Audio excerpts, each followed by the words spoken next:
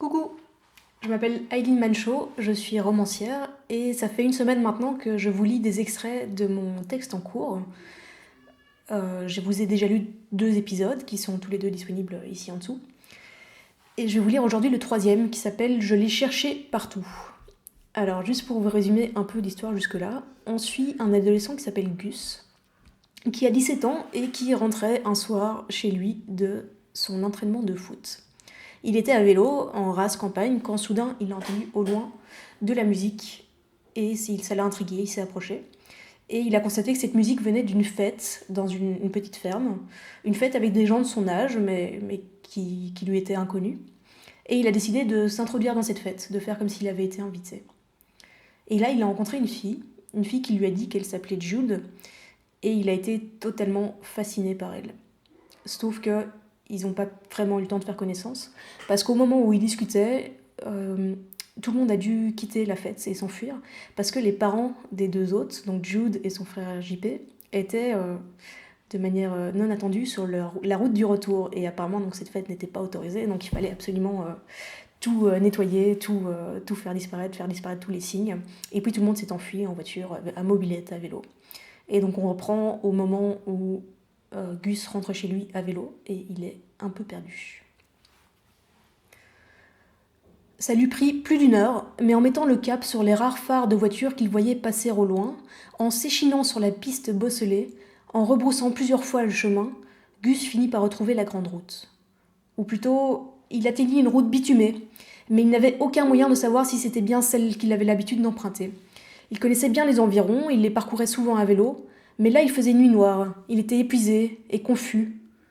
Dans les livres qu'il lisait, les héros savaient s'orienter grâce à la lune et aux étoiles.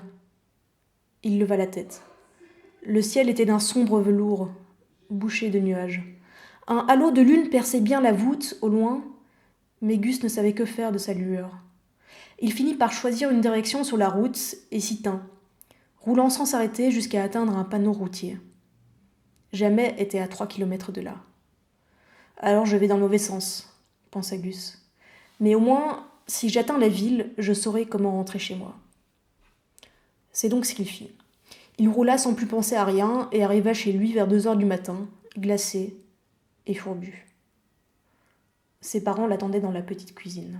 « Qu'est-ce qui t'a pris » hurla son père. « Où étais-tu » gémit sa mère. « Si je le savais, » songea Augustin sans se justifier, sans s'excuser, sans pleurer. « Si seulement je le savais. » Le lendemain, il fut puni et dut tondre la pelouse, repeindre le mur de la cour, tailler les haies et endurer un sermon de son père sur les responsabilités qui lui incombaient maintenant qu'il avait 17 ans. Vraiment, il n'était pas sérieux. Le surlendemain, c'était dimanche. Il se mit en selle, l'œil alerte, les jambes jeunes, le cœur claquant comme un drapeau, et partit à la recherche de la maison de Jude. Il était certain de pouvoir retrouver facilement la fermette. Mais son enthousiasme retomba au fur et à mesure que le soleil s'élevait. Vers 13 heures, il avait tout à fait déchanté. Il avait beau avoir retracé sa route plusieurs fois, il ne retrouvait pas la fameuse piste où il avait bifurqué, attiré par le chant de l'étrange chœur. En plein jour, les chants étaient totalement différents, verts et soyeux. Il ne trouvait plus ses marques. Il fit 3 fois le chemin du stade à chez lui, de chez lui au stade, à l'affût d'un signe avant de s'arrêter. Il ne trouvait pas. Et en plus, il était trempé de sueur. Il ne pouvait pas retrouver Jude comme ça. « Il me faut une carte », décida-t-il, et un polo de rechange.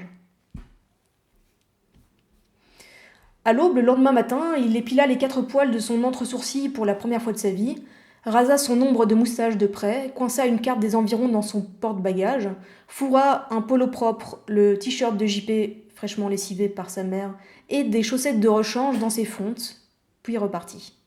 Il avait étudié la carte et déterminé une autre stratégie. Il en était quasi sûr, avoir retrouvé la route bitumée qu'il avait suivie pour rejoindre Jamais après la boum. Il suffirait donc d'aller à la ville, puis de reprendre cette route et d'explorer les chemins de terre qui y confluaient. C'était tout vu. Il débarquerait à la fermette avant 10 heures, rendrait son t-shirt à JP, offrirait un bouquet de fleurs des champs à Jude, charmerait ses parents et on l'inviterait à s'asseoir à la table du petit déjeuner. Mais l'église sonna 10 coups, puis 11, puis 12, et Gus s'arrêta, éreinté, à l'ombre d'un platane. « Jude, où es-tu » songea-t-il en sondant l'horizon. Champ de patates, betteraves sucrières.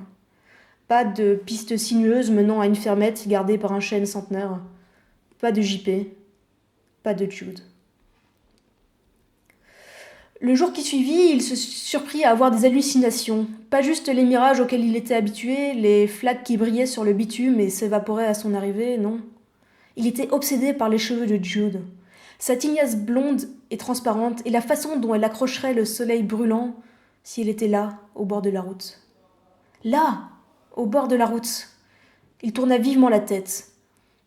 Il aurait juré l'avoir vue là, avec son auréole et ses jambes infinies, en train de faire du stop. Mais non, il n'y avait personne. Juste un tracteur fumant qui s'approchait au loin. Le tracteur gagna patiemment du terrain tandis que Gus gravissait une côte, les mains serrées sur son guidon trop chaud. La selle lui meurtrissait l'entrejambe. « Jude, pensa-t-il, Jude, je te promets que je ne m'arrêterai pas. » Le tracteur le dépassait maintenant, l'étouffant de sa fumée nauséabonde. « Jude, » gémit intérieurement Gus en retenant son souffle. Les pédales lui semblaient soudain terriblement dures et... Il se réveilla couché dans l'herbe du bas-côté, la tête à l'ombre d'une haie. Une dame d'une 50aine d'années, coiffée d'un chapeau de paille, était penchée sur lui. « Ça va, mon grand ?» Le tracteur était stationné un peu plus loin. Gus se redressa légèrement et le véhicule se mit à tanguer. « Reste couché, » lui ordonna la dame. « Tu es tombé dans les pommes. » Gus tâta prudemment son genou. Sa peau était éraflée, humide de sang, de pus. « Et de ton vélo, » compléta-t-elle. « Tiens. » Elle lui tendait une bouteille d'eau. Il commença par la repousser, mais elle insista. Il but et se rendit compte qu'il était totalement déshydraté. Il vida la bouteille d'un trait. « Merci, Ça fait combien de temps que tu pédales comme ça, sans chapeau ?» Et elle jeta un œil à sa bicyclette, couchée un peu plus loin. « Sans eau ?»« Ce matin, » souffla Gus. « Depuis ce matin. » En fait, ça faisait 4 jours qu'il sortait à l'aube, jusque tard dans l'après-midi. Il commençait à connaître la région par cœur, mais il n'avait toujours pas retrouvé Jude. « Tu habites où ?» Gus donna son adresse. Elle acquiesça gravement et empoigna sa bicyclette par le cadre pour la jeter dans le fourgon du tracteur. « Grimpe, » lui dit-elle. « Je te ramène. » L'agricultrice essaya de lui faire la conversation. Où allait-il à l'école? En quelle année? Avait-il déjà envisagé la suite? Que faisaient ses parents dans la vie? Mais Gus ne parvenait pas à se concentrer sur ce qu'elle disait. Il était toujours un peu sonné, ébloui, encore trop faible pour tenir sa tête et l'empêcher de dodeliner au rythme des chaos de la route. De toute façon, il n'y avait qu'une seule question qui l'intéressait. Il finit par la poser. « Dites, vous connaissez Jude ?»« Qui ça ?» lui demanda-t-elle en actionnant le gigantesque levier de vitesse. « Jude, la sœur de JP. »« Jean-Paul ? Jean-Pierre ? Jean-Pascal ? Je sais pas. C'est une fille du coin. Elle a mon âge et les cheveux très blonds et les jambes très longues. » L'agricultrice sourit, plus attendrie que moqueuse. Et moi qui pensais que Jude était un nom d'homme. Gus se détourna pour qu'elle ne le vît pas pouffer. Un nom d'homme. Elle disait n'importe quoi.